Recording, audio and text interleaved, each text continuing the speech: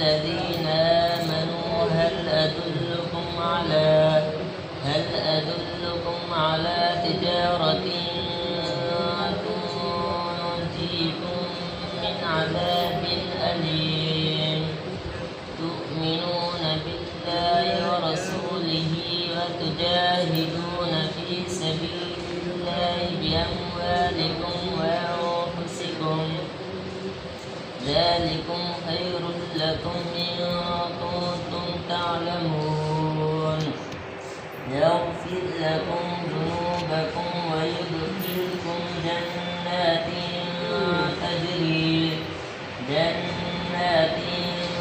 تجري من